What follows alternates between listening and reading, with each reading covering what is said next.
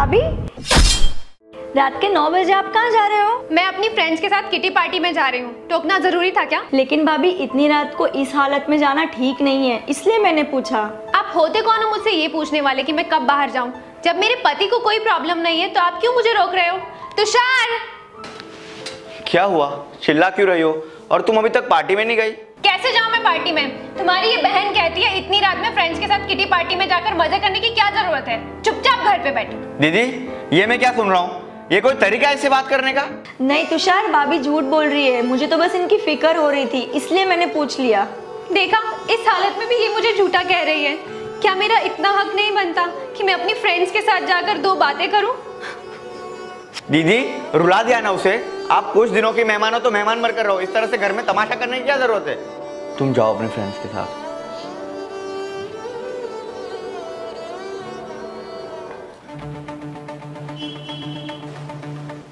रुको भाभी। भाभी, रात के 2 बज रहे हैं और तुषार भी घर पर नहीं है। ये कोई वक्त है आने का? How dare you talk to me like this? मैं 2 बजे आऊँ या 4 बजे आऊँ, आपको क्या? क्या हुआ भाभी? इतनी रात को आप दीदी से इतनी बदतमीजी क्यों कर रहे हो? ए निकामे, तू चुप कर। कुछ काम धंधा तो करता नहीं है, दिन भर घर पे पड़ा रहता है और तू मुझे ज्ञान दे रहा है। भाभी, आपको हमारे जज्बातों की बिल्कुल भी कदर नहीं है। आपके इंतजार में हम दोनों ने खाना नहीं खाया और आप हमको इस तरह डांट रहे हो। ओह, ये इमोशनल ब्लैकमेल बंद करो। सच तो ये है, तुषार ने जो मुझे फ्रीडम दे रखी है उससे तुम दोनों जलते हो। बस भी करो भाभी, हमें आपके और बच्चे की टेंशन हो रही थी और आपको ये सब नाटक लग रहा है? ये तो भैया है जिन्होंने आपको बेवजह सर पर चढ़ा के रखा है। बदतमीज। भाभी, आइंदा से मेरे मामले में दखल लेने की कोई जरूरत नहीं।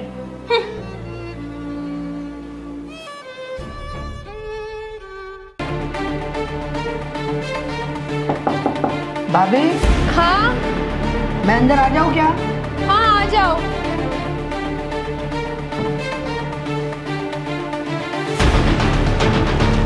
तुषार, लीशा, जल्दी अंदर आओ। देखो ये राजू भैया मेरे साथ क्या कर रहे हैं। क्या हुआ भाभी, क्यों चिल्ला रही हो? ये तुम्हारा भाई, मैं कपड़े चेंज कर रही थी, एक तो बिना नॉक के अंदर आ गया और ऊपर से मेरे साथ बदतमीजी करने लगा।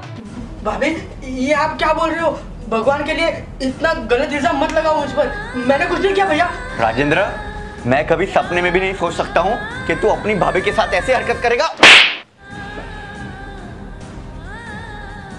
तुषार, तुमने बिना सोचे समझे राजू पर हाथ उठा दिया। वो ऐसे हरकत कभी नहीं कर सकता है। भाभी झूठ बोल रही है। तुषार, तुम्हारे भाई और बहन को पता नहीं मुझसे क्या प्रॉब्लम है, हमेशा मुझे नीचा दिखाना चाहते हैं। अगर इन लोगों को मेरा घर पे रहना पसंद नहीं है तो ठीक है, मैं मेरी माँ के घर चली जाती हूँ। तुम्हें कहीं जाने की जरूरत नहीं है।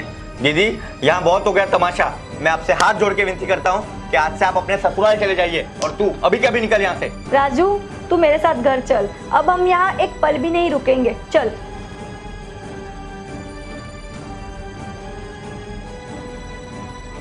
हेलो मम्मी, सब कुछ प्लान के मुताबिक हो गया है। मैंने उन दोनों निकम्मों को घर से निकलवा दिया है। अब मैं और तुषार फ्रीडम से रहेंगे।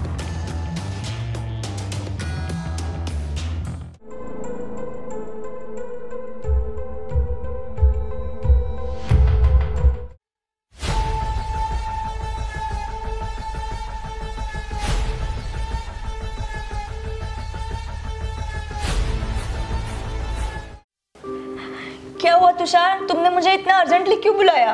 वो कल तुम्हारी भाभी काम करते करते गिर गई तो डॉक्टर ने मुझे कहा कि इनकी डिलीवरी का टाइम नजदीक आ गया है, तो आप इन्हें अकेला नहीं छोड़ सकते।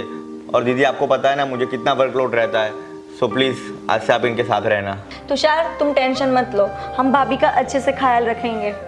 भैया, आप फिक्र मत करो, मैं सब भूल चुका हूँ। दीदी, राजेंद्र, आप दोनों मुझे माफ करना।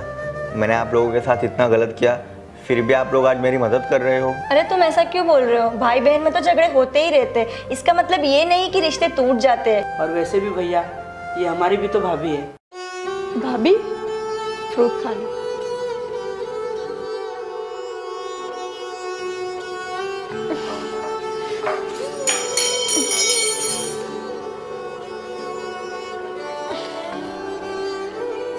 अरे भाभी, आप ये क्या कर रही हो?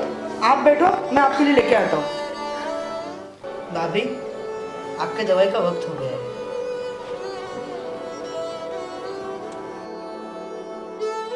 मुझे आप लोगों से एक बात करनी है। क्या बात करनी भाभी?